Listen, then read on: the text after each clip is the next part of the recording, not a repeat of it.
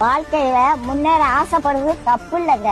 எதையாவது பண்ணி எப்படியாவது முன்னேறிடணும் அப்படின்னு நினைக்க கூடாது. அப்படி நினைச்சா ஏதாவது சிக்கல்ல மாட்டிக்கிடுவோம். கடவுள் உங்களை ஏற்ற வேலையில உயர்த்த வருங்க. சில பேரு எப்படியாவது காசு பணத்தை சம்பாதிச்சிடணும், அப்பதான் வயசான காலத்துல நிம்மதியா உட்கார்ந்து சாப்பிடலாம்னு நினைப்பாங்க.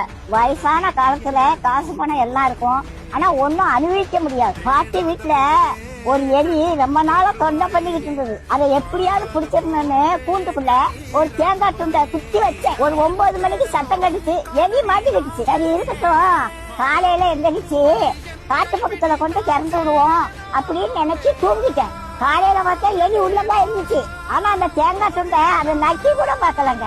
எப்படி வச்சானோ அது அப்படியே இருந்துச்சு. ராத்திரி முழுவதும் உள்ளதான் இருந்துச்சு. அந்த தேங்காய் துண்டை திங்கலாம்ல, அதுக்கு மரண பயம் வந்துட்டு, அதனால தேங்காய் துண்டை திங்கிறதுக்கு மனசு வரல. அதுக்கு தேங்காய் துண்டை விட நம்ம உயிர் பிழைச்சா போதும்னு அது இருந்துச்சு. அதே மாதிரிதாங்க காசு பணத்தை சேர்த்து வச்சாங்க. கடைசி காலத்துல ஒன்னையும் அனுபவிக்க மாட்டாங்க. லட்ட பார்த்த உடனே வாயில எட்டி ஓடும். ஆனா டாக்டர் சொன்னது ஞாபகத்துக்கு வரும், லட்டை திங்காத சுகர் ஏறி போயிடும் அப்படின்னு சொல்லியிருக்காங்க. ஆசைப்பட்ட ஒரு லட்டை திங்க முடியல, காசு பணம் இருந்து என்ன செய்ய? கடவுளோட ஆசீர்வாதம் இருந்துச்சுன்னா கடைசி வரைக்கும் நல்லா சாப்பிடலாங்க.